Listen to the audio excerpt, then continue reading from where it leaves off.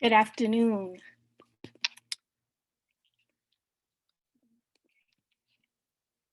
Good afternoon. My name is Ebony Grissom. I'm the Protestant chaplain at Georgetown University. I also serve as co-chair of the MLK Initiative.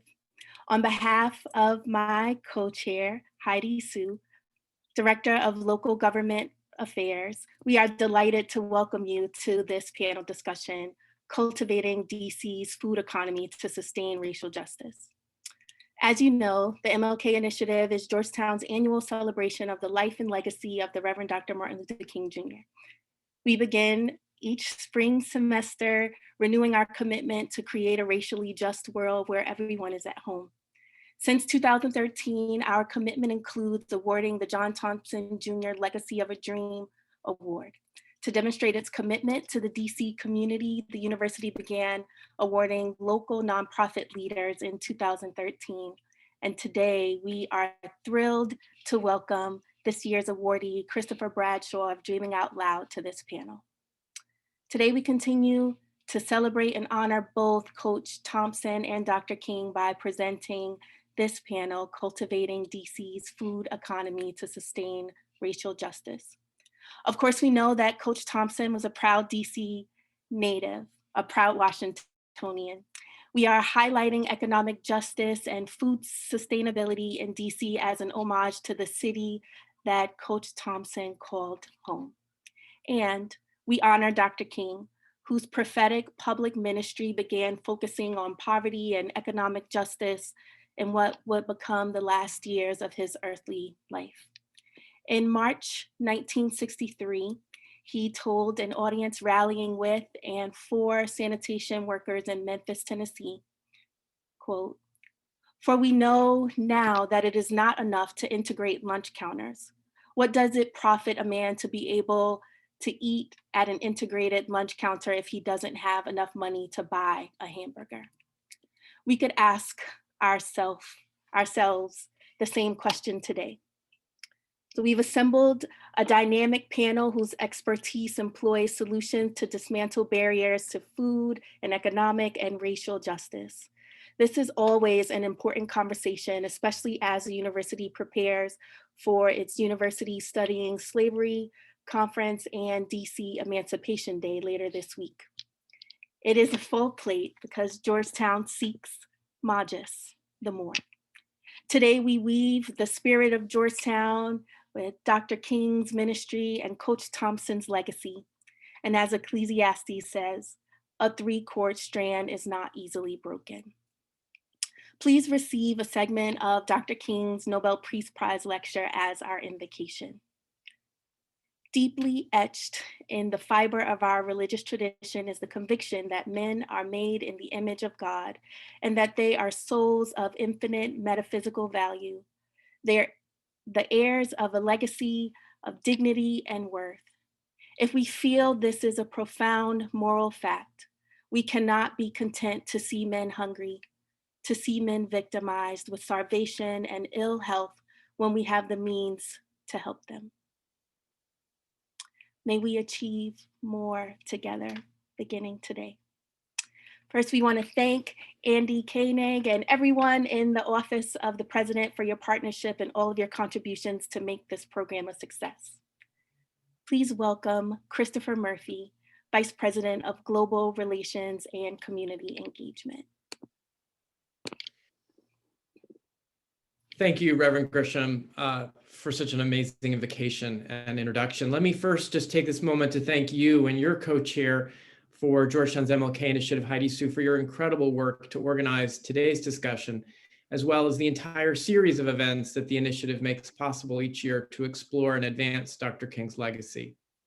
On behalf of President DeGioia, I'm very pleased to offer just a very brief welcome and to introduce our panelists and our moderator today. And as you noted, Reverend Grisham, it's fitting that today's event helps us kick off Emancipation Day week here in the District of Columbia. As you all know, DC Emancipation Day celebrates the day in 1862 when slavery was abolished here in the nation's capital.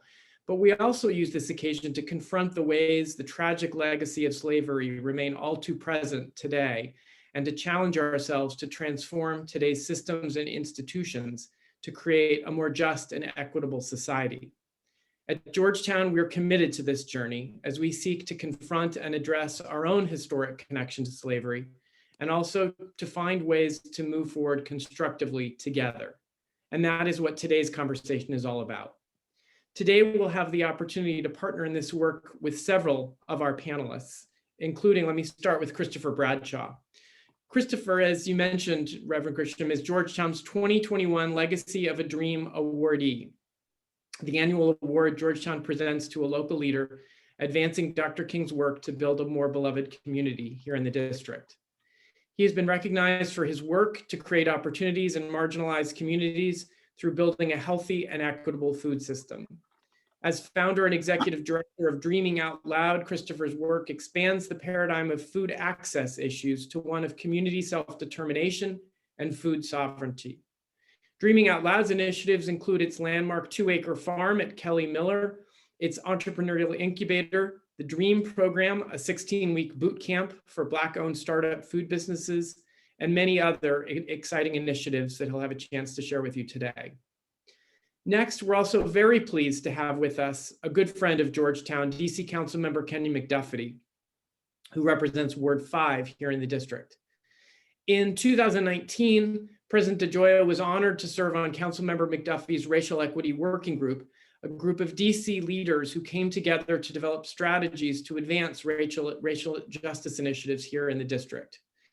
Councilmember McDuffie has been the foremost leader on the DC Council promoting transformational racial equity initiatives, including legislation he passed on violence prevention, the NEAR Act, which for the first time introduced the concept of a public health approach to violence prevention, and most recently the REACH Act, legislation that aims at policies and institutional barriers that account for the history of discrimination in our systems. He also led the successful creation of the DC Council's Office of Racial Equity, which for the first time ever will examine DC Council legislation through a racial equity lens. Next, we're also honored to have one of our own, Dr. Yuki Kato. She is Georgetown Assistant Professor of Sociology and Food Justice and a fellow at Georgetown Center for Social Justice. Her research includes work on the rise of urban agriculture and the alternative food movement in post-Katrina New Orleans, with a particular focus on food access disparity and food activism.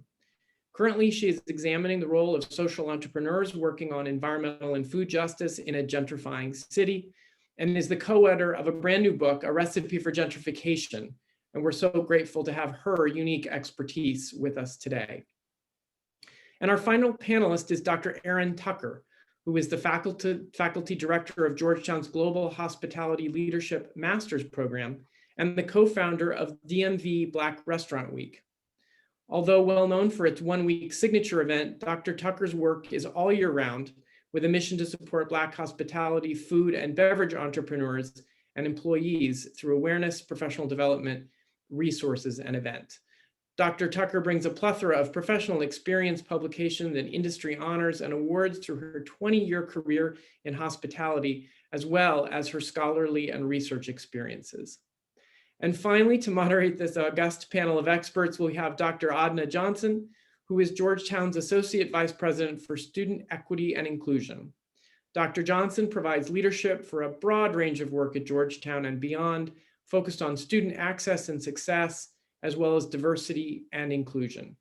She consults with schools and units across Georgetown, contributes and represents Georgetown's work with the American Talent Initiative. She is a licensed psychologist with extensive clinical experience and has published on a range of topics with a particular focus on cultural competence and recruitment and retention of underrepresented groups in higher education. Adna, thanks for agreeing to moderate this terrific panel today. Let me now turn it over to you. Thank you so much, Christopher. Good afternoon, everyone, and thank you for joining us here at Georgetown as we continue to honor the legacy of the great Reverend Dr. Martin Luther King Jr. It is my pleasure to moderate today's discussion. And as Dr. King said, injustice anywhere is a threat to justice everywhere. And our amazing panelists are truly social justice warriors and scholars. We will begin with asking our panelists to offer some opening remarks to frame our conversation about economy to sustain racial justice in Washington, D.C. We'll begin with Mr. Christopher Bradshaw, followed by Dr. Cato, followed by Councilmember McDuffie, and conclude with Dr. Tucker. Thank you. All right, thank you all so much for having me today. Again, my name is Chris Bradshaw, founder and executive director of Dreaming Out Loud. Our mission is to create economic opportunity within marginalized communities by building a healthy, equitable food system. And as we convene this conversation today, I think that one phrase frames and sums up everything for me that was taken from a recent Washington Post article from Minnie Elliott, an opinion piece where she stated that there can be no racial equity in DC when Black and Brown families are being displaced. And for us as an organization working within the food system, we want to move beyond this food access paradigm to talk more deeply about the policies and structures that have shaped unequal access to food and economic opportunity, but also be unafraid to have difficult conversations around the circumstances that we find ourselves in today, where communities are being displaced, where we have a looming eviction crisis. And solving a food challenge means nothing when communities aren't there to enjoy the fruits of the hard work of many food activists across the city who've worked to build out more equal structures. So with that, I look forward to having a fruitful conversation, not to beat that pun into the ground, but excited about our conversation today. Good afternoon, everyone. My name is Yuki Kato. I'm an assistant professor in sociology department, and I'm delighted to be part of this conversation. I'm honored to be on a virtual stage with the folks with the different perspectives on what role food plays in the city's economy. I'm actually an urban sociologist by training. I'm not a food scholar, but I came upon these issues of urban food and environmental justice in my work in New Orleans as I was trying to make sense of urban farming and gardening activism. And so one of the things that I took away from that experience of being a scholar and sort of emergent activist is that food is not really about just food, right? I think Chris just really kind of pointed this out very eloquently, but I really think of food as a lens through which to understand broader social issues. And one of the strengths of food is it touches upon so many different facets of life. And also it's very ubiquitous. We all eat, or we should be eating every day. And so I really think that really makes food a very perfect focal point to understand broader social issues, not necessarily just who's eating what or how, where the food is coming from, but all of that, I think it also helps us see the social system in connection to one another. So that's sort of where I'm coming from, and I'm looking forward to being part of this conversation this afternoon.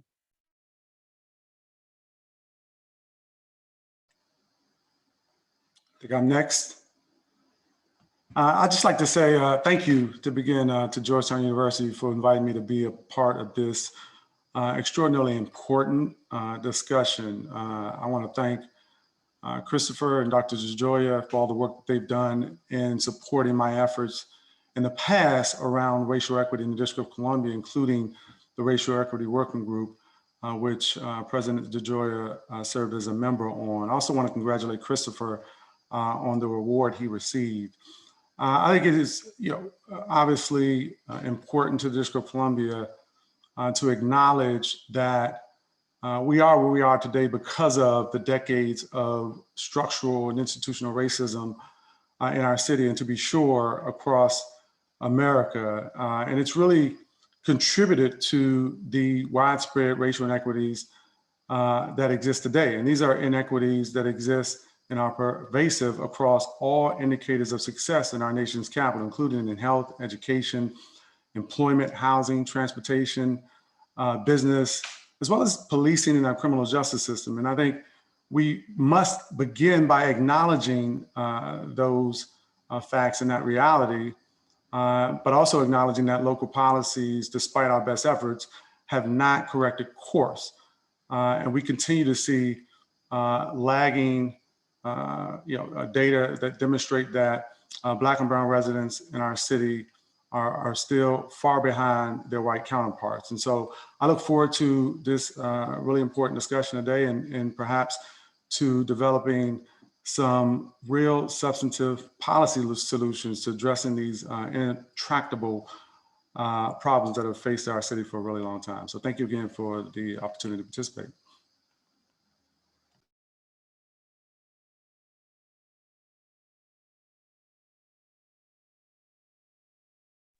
Last but not least, Dr. Tucker.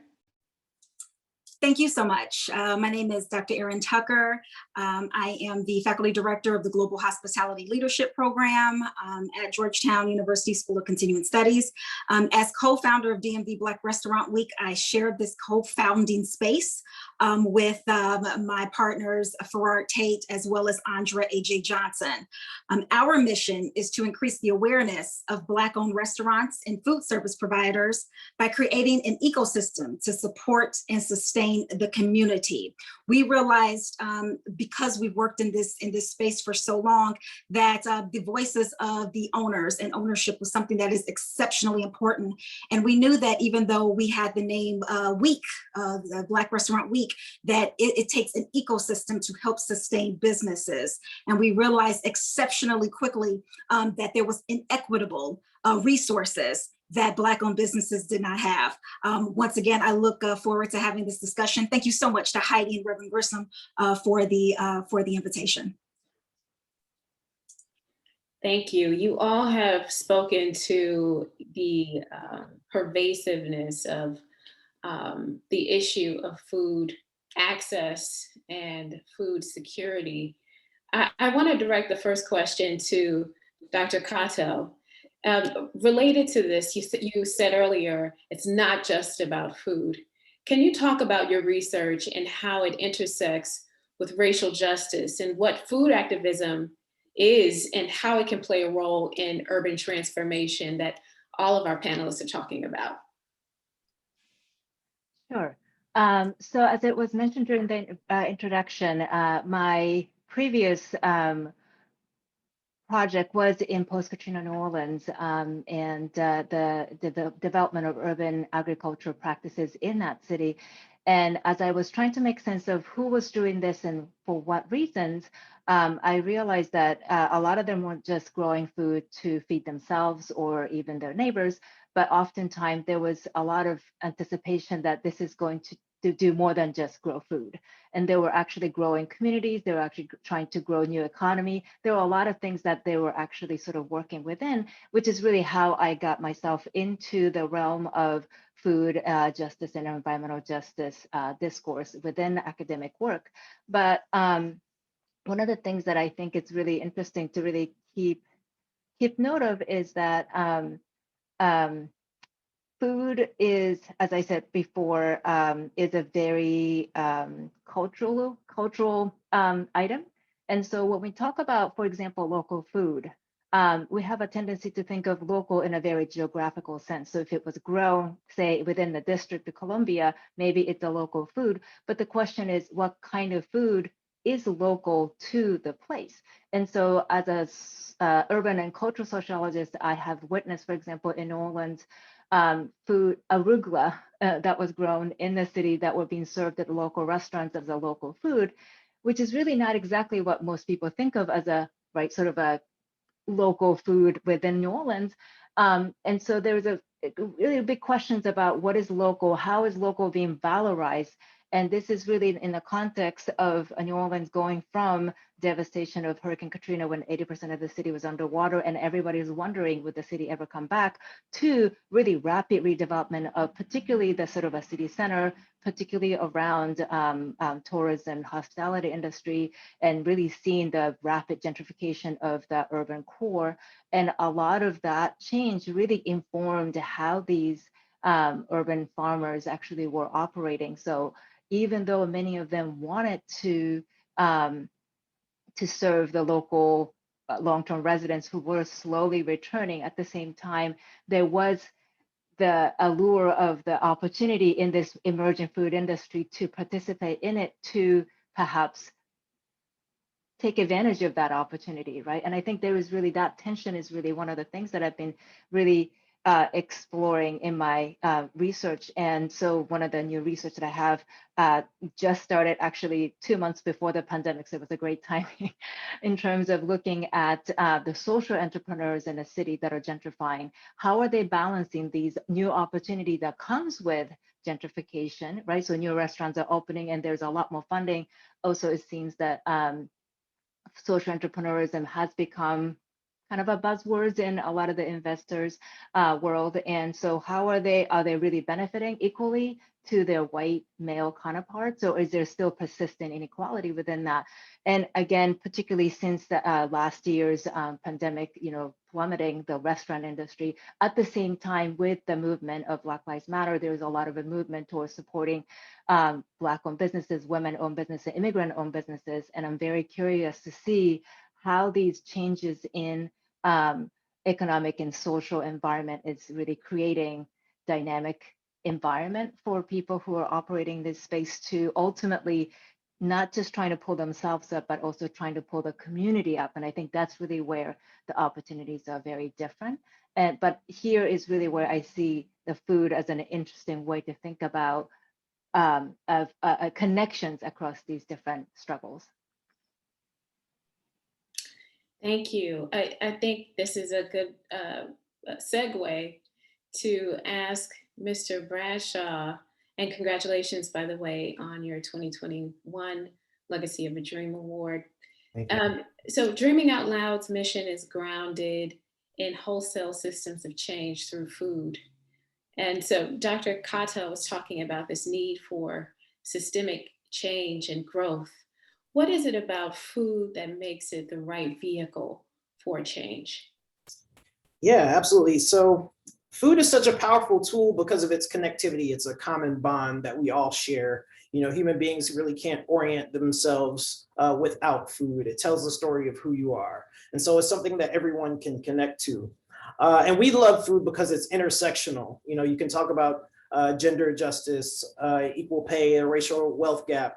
So many different things are bound up in food, which also makes food very political. The politics of who controls land, who controls resources, who benefits from the food system overall. And for us, systemic change looks like first naming the harms done, framing what has been the occurrence from, Black farmers being driven off of land. So when we launch a Black farm community supported agriculture at Dreaming Out Loud, being able to explain to folks that while we work to procure from Black farmers first and foremost, that we could not procure all the food needed to help feed a community from Black farmers because of that historical injustice. Food explains those things in different terms and dials down into the current and present circumstances. We talk a lot in our work about the racial wealth gap. In the region prior to the pandemic, white wealth was 81 times that of Black wealth. And that is a crisis which has deepened as folks lost jobs, lost wages, folks who, if they had a retirement nest egg, were dipping into that to survive. And so we're seeing that circumstance be exacerbated. We run a 2-acre farm located behind Kelly Miller Middle School in Ward 7, where in the best of times, elements of our community are at resting double-digit unemployment. And so in times of crisis, that deepens. And so we're looking at, maybe 1 out of 2 adults that don't have employment. And so we see food as an avenue through which more folks can access economic opportunity with low barriers, but it's also an opportunity to have these powerful conversations. I'm really excited about the formation of the Council Office on Racial Equity and some of the prospects that are there for examining legislation that impacts the communities in which we work. As I was preparing for this panel, I was doing some reading and thinking and contemplating about a legal term that many of the civil rights acts that were passed were built upon, and that is the concept of disparate impact. And as we're looking at DC legislation, we're a city that is more than 40 some percent Black still. We have a majority Black council, but yet our legislation still has a disparate impact on Black residents, particularly Native Washingtonians, and particularly folks who are of low income. And so as we're talking about food, we want to use it as an intersectional tool to have conversations about what real teeth will we have to not just examine legislation or projects, but to shift what the incentive structures are within those projects, to stop projects if they're going to produce a disparate impact on our residents. And so we're at a stage where we're at the precipice and we have to have real results and impactful policy. And that's what we're here to talk about through the lens of food. Thank you. You and Dr. Cato have both talked about the racial implications, the socio-political context, and you mentioned, Mr. Bradshaw, the historical injustice and the gross wealth disparities that exist in the United States. I think it's a good segue to Council Member McDuffie. Can you speak to this disparate impact? Panelists thus far have mentioned COVID-19, and many folks have talked about us existing in the United States with twin pandemics of COVID-19 and severe racial injustice. The ramifications of the pandemic have been devastating. How is DC approaching recovery specific to the African American and Black food economy in the city? So business owners, workers, and residents. Thank you for the question. And I think the two prior questions and answers does provide sort of a backdrop for me to be able to answer your question. And folks are right. The observations about the twin pandemic in the District of Columbia and frankly across the country, we know that not only have Black residents contracted and died from COVID-19 at a higher rate than any other demographic in the District of Columbia, but the pandemic has impacted not only our health, but our economic status more so than any other demographic in the city.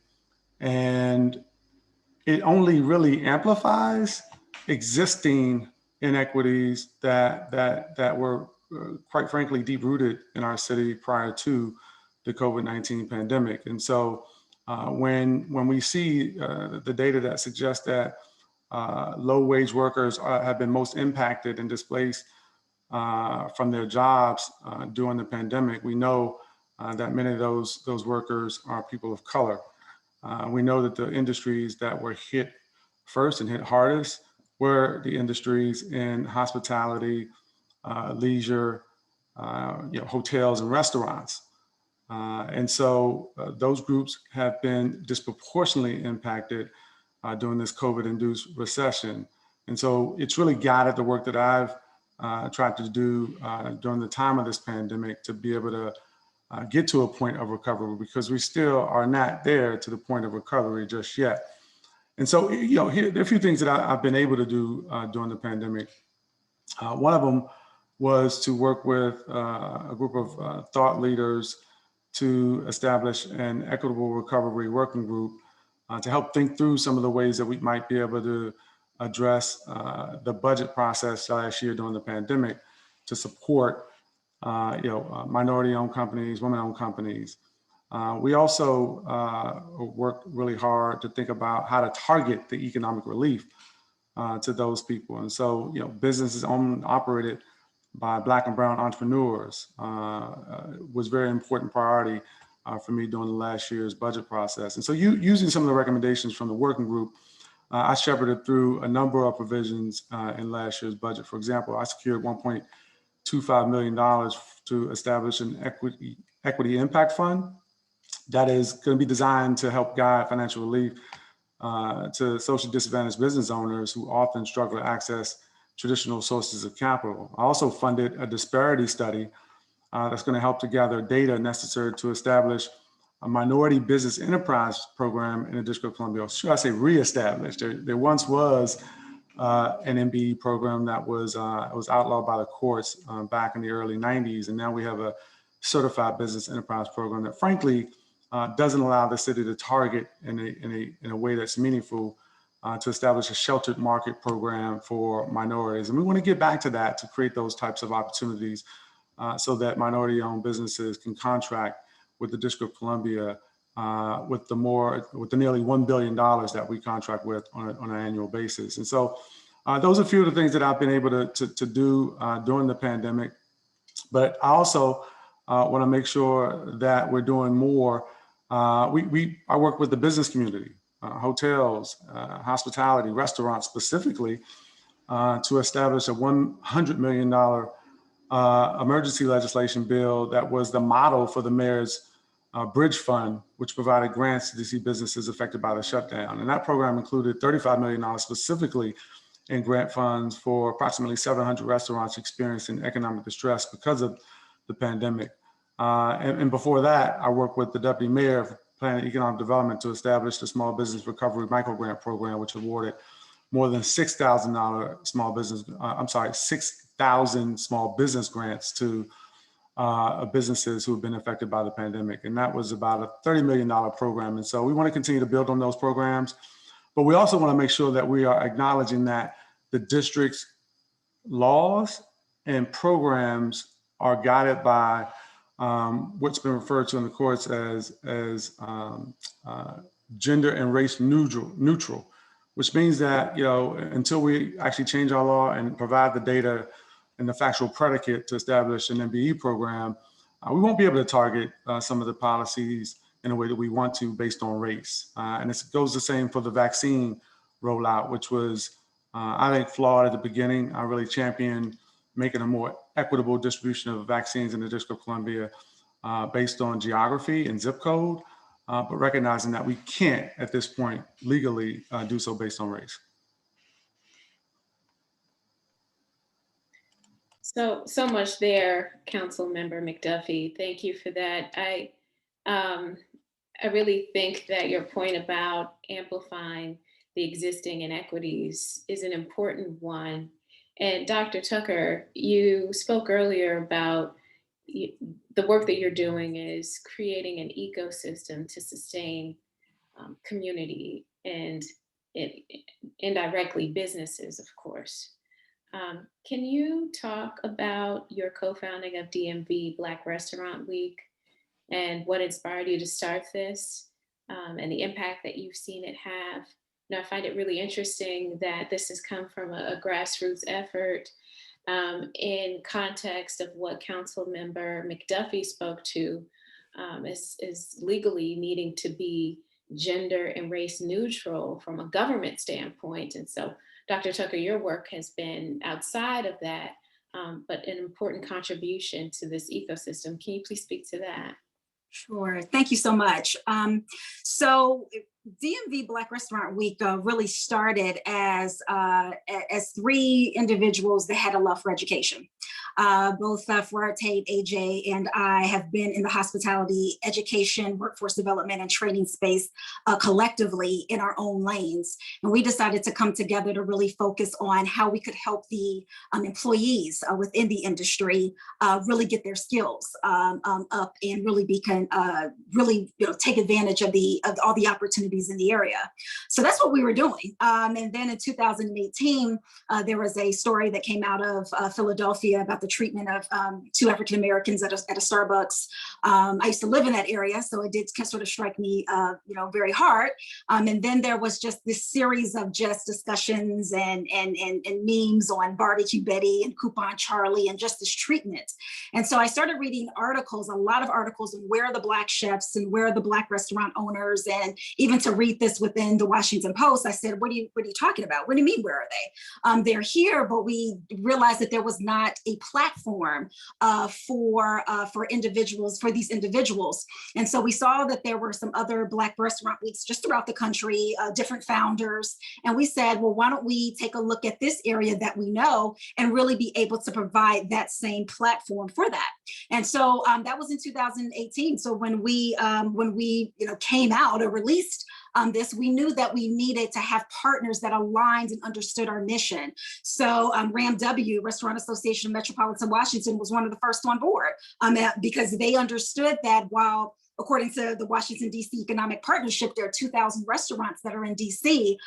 They represented a very small number of them as members. So we're talking about somewhere around the 10 to 15%. So there was this space that was needed in order to have more restaurants that really receive this type of education and knowledge. And so they partnered with us. Dreaming Out Loud was right there with us in 2018. So once again, congratulations to Chris, but Chris was right there with us. They understood, and he's been in this space for a lot longer than we, but he knew that of what we were working on and doing. The mayor's office was exceptionally supportive in the fact that these were small businesses, and these were small businesses that were not getting the information. So to serve as that platform, and city council, and of course with Councilman McDuffie, who's the first that really came and really supported us in 2018 at a time where we were once released. While there was an excitement, there was also a huge amount of skepticism. Why do you need a Black Restaurant Week? What's the point of this? We already have a restaurant week. And it was exceptionally challenging for us in the beginning. And what we realized is that we kept going, and we saw that the impact of that was this ability that really the ability to gain awareness. People were much more started to really see an impact in gaining awareness and support of businesses. And DC is a very highly conscientious area for supporting small businesses.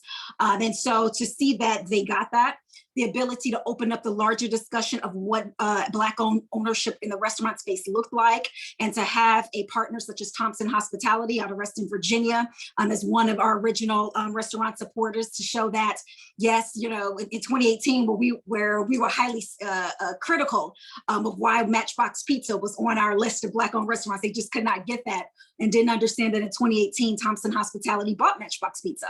And it opened up a larger discussion, once again, on access and knowledge and information.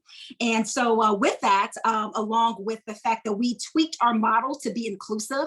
And what I mean by that is that we tweaked our model that the week was just not about a 3-course prefix menu. If we did that, then we would shut out so many Black-owned businesses. The DC community culturally is about takeouts. All right, it's culturally about fast casual. Fast casual is the largest sector of the restaurant industry anyway, and the largest and the fastest growing. That why could we not include wine bars and coffee shops and things such as that? So once all of that kind of came to fruition, we understood very quickly that the impact was definitely there. And in order for all of that to happen, we needed multiple stakeholders to really be able to push to really be able to pull this ecosystem together. Multiple stakeholders, right? Yeah, I really appreciate, Dr. Tucker, the piece about gaining awareness to have impact, and how important it is to be specific and pointed in building that awareness across communities and stakeholders. Zoom is really inhibiting my cultural expression during this panel. You all cannot hear me in my yes, as each of you have spoken. I want to ask one more question to each of you as we shift into our Q&A section.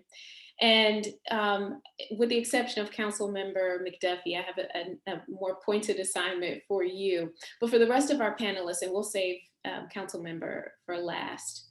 But and starting with you, Dr. Tucker, if you could speak to the impact of COVID-19 on the work that you do. And this is for you, Dr. Tucker, for Mr. Bradshaw and Dr. Cato, in that order, please.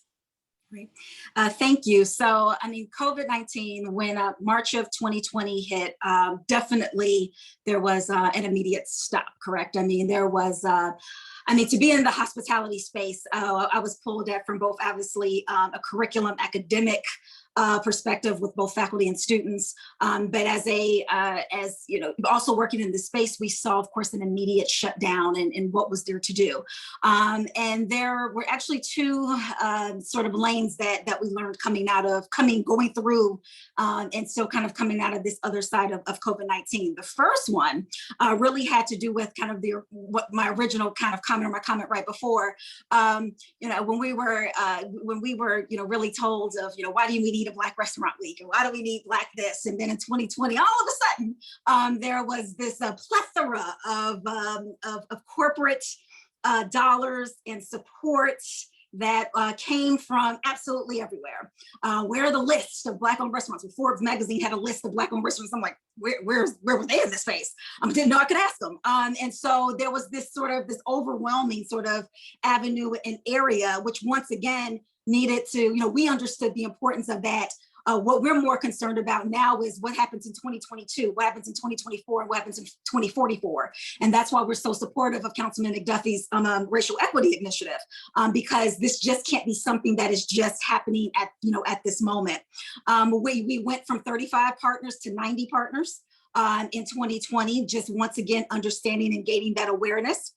For the restaurants themselves, what happened March and April were really dark. March and April were really dark. But what happened was that, once again, it overlaps with the death of George Floyd, the increase once again of all of the work that has been done and continued to be done by Black Lives Matter, as well as the initiative already here in DC of buying local.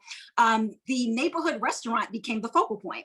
So most of our restaurants, as I mentioned, we were takeouts, we are fast casual. We're not in the center cities. They were in the neighborhoods. And so they started to get more business. Not to say that it was, of course, at the same level, but they started to get more attention. We saw that the businesses really needed more information, that there was this sort of lack of information and lack of resources. And so we saw this as an opportunity that the need for equity in the space of both resources capital-wise, but also things like mobile technology. I mean, people just wanted to order from their phone and go pick it up. They didn't have to be on any of the third-party platforms. It was just that ability, and the restaurants did not have that. So we've been really, really working on trying to get more support. From the tech community, et cetera, in order to get these small businesses much more comfortable in that space. And so with that, we in 2020 really themed ourselves, and we continue with what we call the power of collaboration, because it is really through the collaboration that where we see ourselves continuing and going and being able to support each other as we continue through. So that's where COVID-19 has kind of lent that experience for us.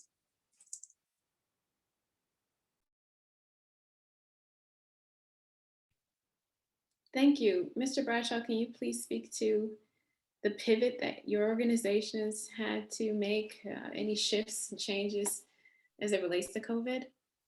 Yeah, I would echo some of the same things that Dr. Tucker mentioned in terms of our growth and the increased attention around our work. At the beginning of the pandemic, we were 5 people, but now we're 13 folks. And so access to more resources, access to new and more dynamic partnerships allowed us to scale some of the things that we had been planning. As I mentioned, we launched a Black farm community supported agriculture program, which is essentially a vegetable subscription service. In 2019, we had 150 members, but we grew to more than 1,200 members with the onset of the pandemic. And we're able to utilize some key government, DC government programs like Produce Plus through DC Health in a partnership with DC Greens to help to make that free or affordable for 85% of the folks that receive produce during the course of the season, from Juneteenth launch through November. We were also able to work with participants that were graduates of our Dream Food Entrepreneurship Program and another Black food producer named Pinky's Eats to produce more than 45,000 emergency meals between April and August of last year with World Central Kitchen, which was a contract that allowed them to generate revenue. So we had 4 Black women-owned businesses supporting more than 15 Black workers who generated $350,000 in income and helped to, not only further their business, but keep the lights on and keep folks paid during very serious economic challenges. And so those things allowed us to demonstrate some of the things that we had hoped to be able to do at a later stage, but accelerated our growth in that way, and provides an example of how we'd like to proceed, and as an example of how district resources can help to further those types of activities by drafting policy that models an equitable food system. We're part of the Good Food Purchasing Program Coalition, which is a set of policies that encompass labor and procurement that are critical for opening up more economic opportunity through the food system. As council member mentioned, that the district procures more than $1 billion worth of products and goods through its channels. But those barriers are often too high due to capacity or infrastructure for Black farmers, Black food makers. And so those are some of the gaps that we're working to bridge. But we have to acknowledge that those gaps were created by policy that did specific harm to Black folks. And so that's why we advocate for race-specific policies and build out solutions that encompass those exact harms and work to solve those. I would also say that we're excited about the next steps that we're going to be able to take. We'll be co-locating with the DC Central Kitchen, which is another close partner of ours, who we work to procure produce for Black farmers into some of their operations, which is another example of modeling what we'd like to see in the broader food system. And so great partnerships have allowed us to advance what we're doing, and we want to be able to create more jobs and ownership, including ownership of land. Dr. Kato and I are a part of the Urban Agriculture Working Group of the DC Food Policy Council. And that is a critical aspect of food sovereignty, is control over land and resources, so that, when you have marginalized farmers, groups that are working to put great effort into cultivating food for people, community, and increasing food sovereignty, is that ownership of the land is a critical component of that. Many of the funders who help to elevate our work and resource our work during this crisis, we've noticed, have come from real estate families. And so when we're talking about the racial wealth gap and building generational wealth, we can't fool ourselves into believing that smallholder food enterprises are what's going to get us there. It's the underlying structural control of these bigger picture infrastructure pieces, the land and the resources that are going to transfer generational wealth. And so as we're accommodating developers, we still need to accommodate community members that are able to build out solutions that retain that wealth for the benefit of the folks who have been excluded historically. And if we're not careful, will continue to be as we're at this important inflection point in the city's history. Yes, thank you. Dr. Kato, can you speak to this pivot and shift as it relates to your research on food activism and the impact of COVID-19? Sure. I think both Dr. Tucker and Chris actually pointed to some of the things that I was going to say, so I just really wanted to jump right in there. One of the things that I've observed, I think, in post-Katrina New Orleans, and I think this is a term that Naomi Klein has coined, but disaster capitalism, the idea that during the time of crisis, there is an opportunity for major sort of a systemic change, but at the same time, oftentimes those changes actually end up exacerbating the existing inequality rather than sort of filling in the inequality. And I'm hoping that this moment is finally we actually take the opportunity to actually correct those systemic problems rather than exacerbating. And in that said, though, I think there are a couple of things that I see from the sort of academic sort of a standpoint as an outsider observing the trend. One of the things that concerns me is the very consumer-driven food activism. I think there's a lot of reliance on well-intended consumers, whether it's corporations or individual consumers, to support these businesses. And I really think that and appreciate the work that Councilman and I think the rest of the city council is doing to do this much more systemically, and I think through the policy.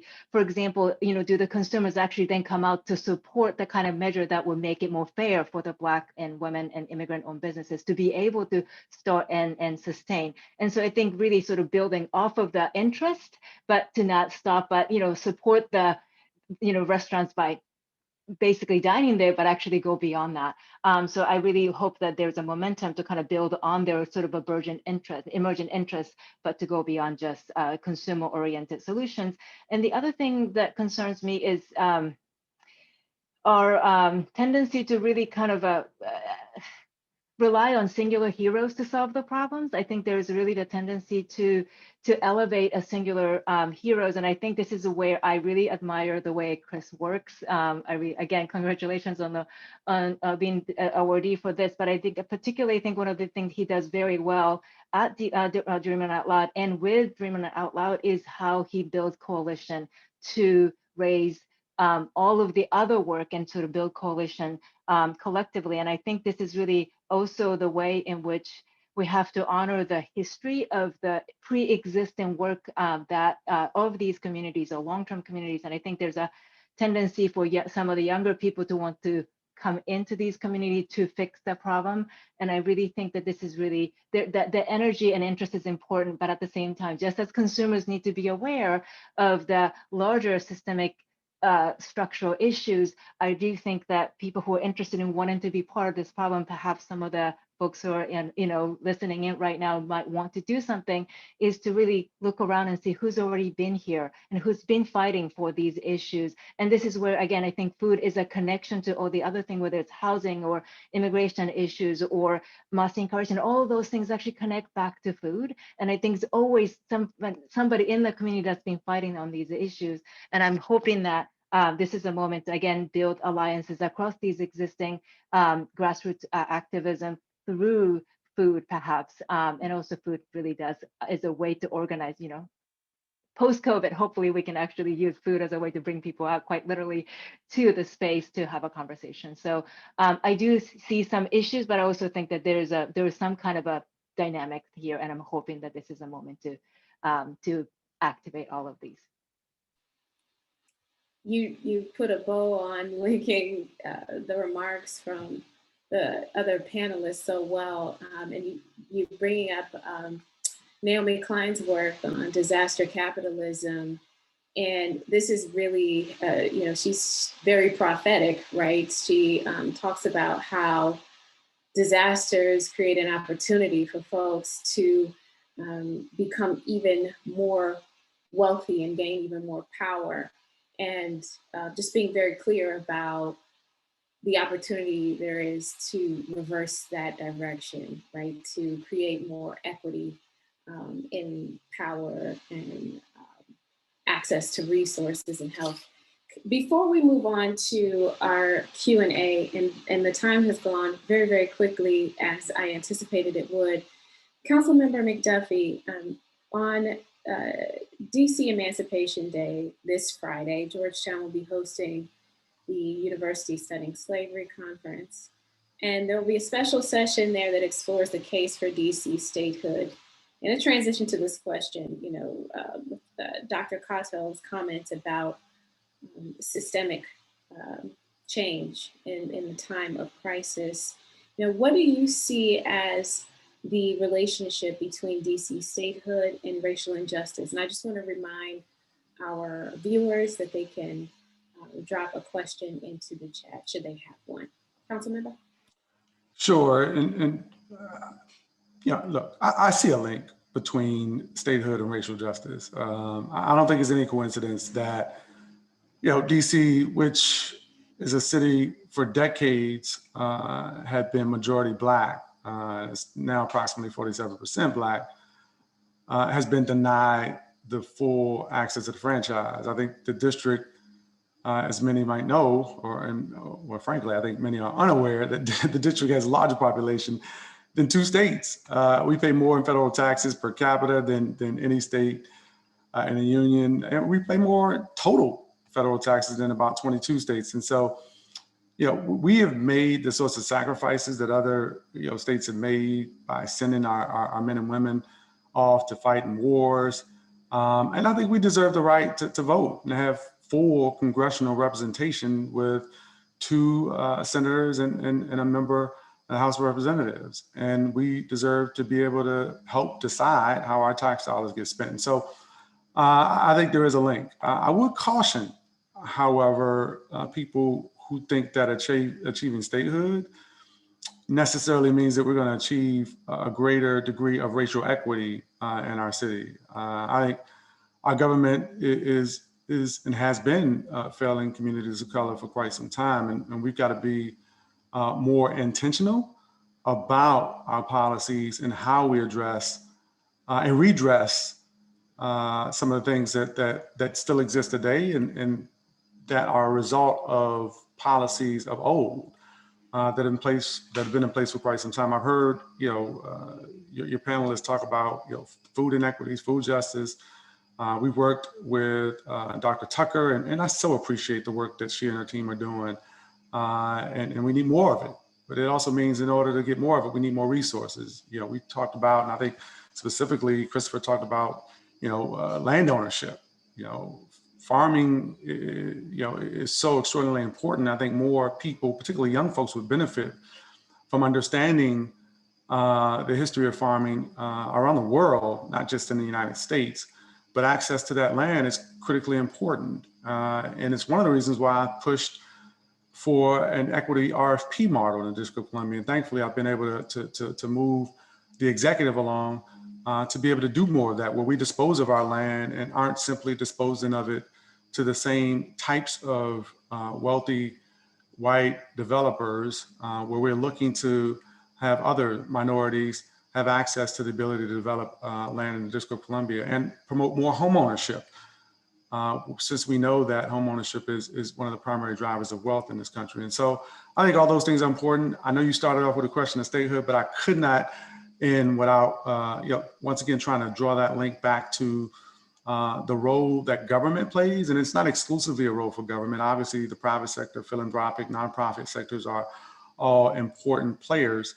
But we've got to acknowledge that a lot of today's existing racial inequities are a result of government laws and policies specifically sanctioned to create the disparities.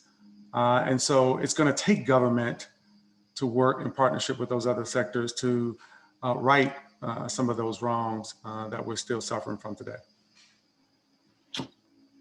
We have had some very rich responses and a very strong dialogue this afternoon. We have 2 minutes left, and we have a couple of questions from the chat. So I'd like to handle it this way. I'm going to ask for just very brief 30-second responses. The first question is for Council Member McDuffie, and then I wanted to give the last sort of 30 seconds to our 2021 Legacy of the Dream awardee, Mr. Christopher Bradshaw. But before that, Councilmember McDuffie, Professor Anthony Cook at Georgetown Law, he's standing up a Center for Racial Equity and Democratic Economy to support the growth of cooperative ecosystems in DC. Given the impressive track record of worker cooperatives around the world, is this a priority for the city?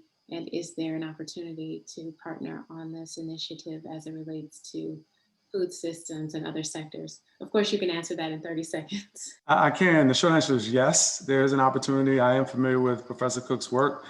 I am working with a number of very important thought leaders connected to the District of Columbia through academia, nonprofits, and other sectors to continue to push the work that we're doing around racial equity, social justice, and economic inclusion here in the District of Columbia. So the short answer is yes. And I think I met Professor Cook through working with David Bowers on some of the initiatives that I've been championing here in DC. Thank you so much. Thank you.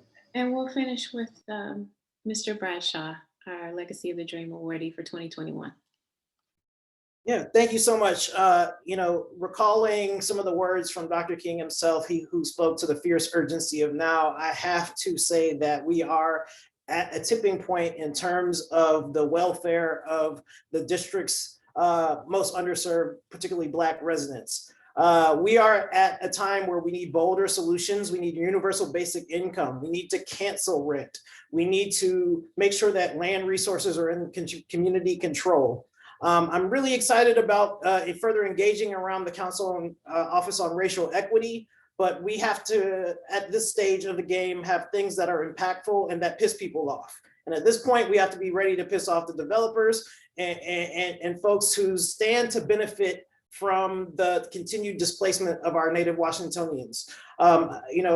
Doing food work, it means we have a lot of conversation and intersection with folks from Garfield Terrace to Brookland Manor and beyond, folks that are at the tip of the spear in terms of being displaced. And for us to continue conversations around food access and things that aren't, I think things that are palatable and more comfortable don't get the results that we need for our residents. And so I'm challenging everyone listening to this broadcast, whether it's live or recorded, to press your elected officials, to press your own assumptions and privilege in order to push things forward, because we are running out of time and we have to go faster and harder in terms of addressing the challenges that are before us.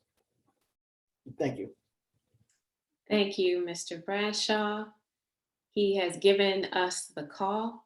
I want to thank our other panelists, Council Member Kenyon R. McDuffie, Dr. Yuki Kato, and Dr. Erin Tucker. We're grateful for all of you who have tuned in today. And thank you for our initiative coordinators, Reverend Grissom and Dr. Sue. We hope you all have a good afternoon. Thank you.